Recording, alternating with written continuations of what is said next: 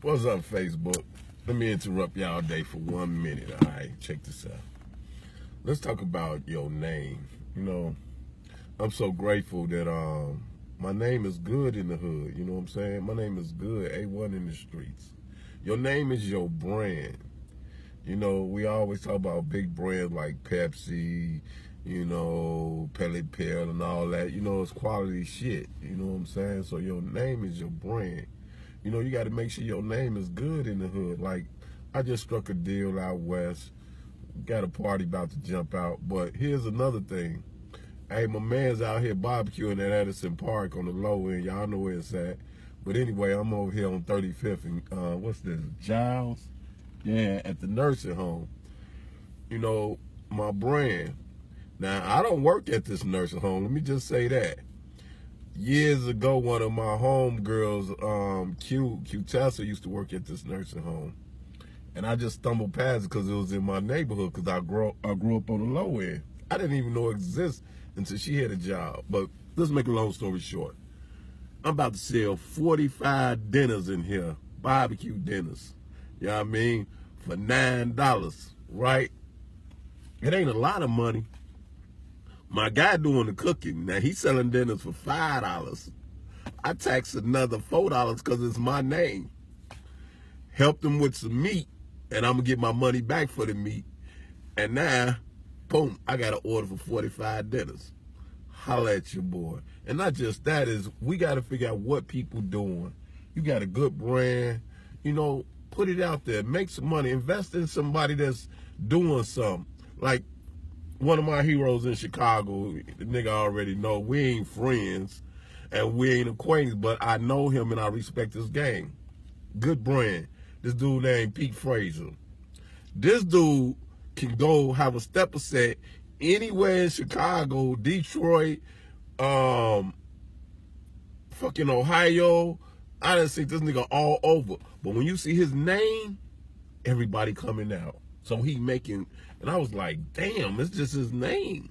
So I've been doing the same shit. I ain't on his level, but I want to get that type money. Think about these people's names that when they come out, when you hear R. Kelly, his brand, you might not like him personally, but he's selling shows out. When you hear about Usher, you might not like him personally, anybody, but they selling shows because they brand, they name. You ain't got to go with nobody else. It's a lot of people out here that's dead. So they ain't out here that's dead with good ideas up here. Took that shit to the grave. Use that knowledge. Don't be scared. Step out in faith and do something. It ain't got to be big, but if you do a lot of, like for instance, today I struck a deal out west. Now I'm back out south on the low end. Struck another deal. Well, this deal been making about 2 weeks, but it's still a good deal. Then I got to go to Michigan, show proof of insurance for my company so I can get a deal up there. You got to do a lot of shit.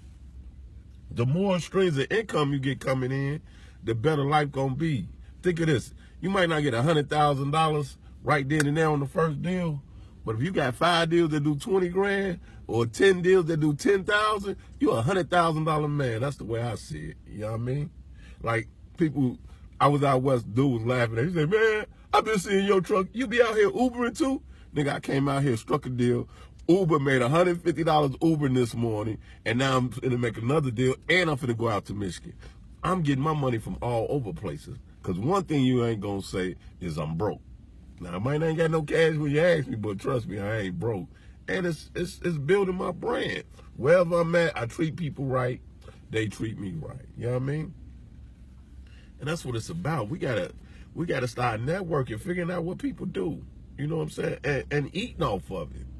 Like, for instance, it's this beauty supply warehouse right up here on the corner. Right? It's a chick standing right out in front. And on my mama, my kid's mama was making the same shit like 9-10 years ago. She's selling purses and little purses made out of old Levi's, old Guess. So she went to the thrift stores and got them jeans and then make them. They cute purses and shit. But I'm like, man, I used to tell my kids, mama, you should just run with that shit. But it just wasn't in her to do it. But somebody else doing it. I wish I had the money at the time, would have bought a lot of that shit and just, man, go and make me a bunch of them and went out and sold them. Because everywhere I go, I see people selling them shits. I'm like, damn. But anyway, back to it is it's your brand. And you got to be careful with your brand. Like yesterday, let me tell you, I had an incident and I almost went to jail. But I had a witness.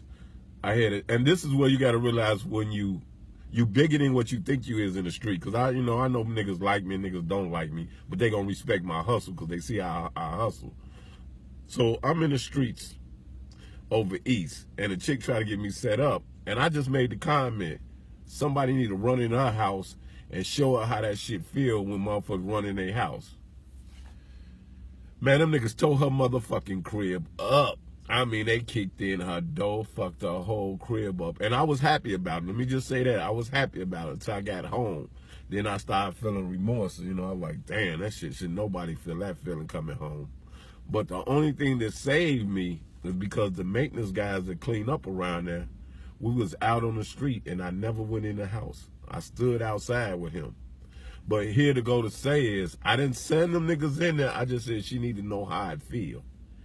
And them niggas acted on their own. And the funny part about the whole shit, right? Excuse me. The funny part about the whole shit is, them niggas gangsters down there, right? So y'all know, you know, but we get money together. I don't give a fuck about the gang bang. We get money together. So the nigga told me, he was like, all right, folks, all right, folks. And I looked at him and said, man, I ain't folks. Why you keep calling me folks? Then he looked at his homie, which is the region down there. He was like, nah, he ain't one of us, nigga, but he is one of us. There ain't nobody gonna fuck with him down here. So now all these little niggas looking like we just ran in this shit crib thinking he was folks, but he ain't folks. But they respect my hustle. I don't be tripping. I just get money, and we get money together. See, I ain't scared to get money with a nigga because you in this gang or that gang. Dollar is green. Let's get this money. You know what I mean?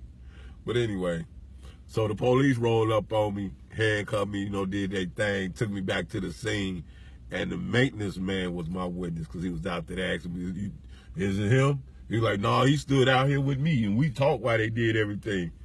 Boom. So they let me go. And, you know, police asked me, you know what it was? Hell no, we all looking like, they just black with dreads. We all looking like shit. Pick 50 niggas. I don't give a damn. It wasn't me. I got to go. So that's how that shit went. But this morning, I'm out here on the hustle. My man already ready to get their dinners on, so he finna pull up in a minute so we can go and pop these dinners off. Then I'm hitting the Michigan. 100. Y'all be easy. Remember, work on your brand, which is your name. You only got your only name is only you can stand by. My Uncle Richard used to tell me, be a man of your word. The only thing you got is your word and your nuts, nigga. Don't play neither one. So watch who you fucking and don't fuck nobody. 100.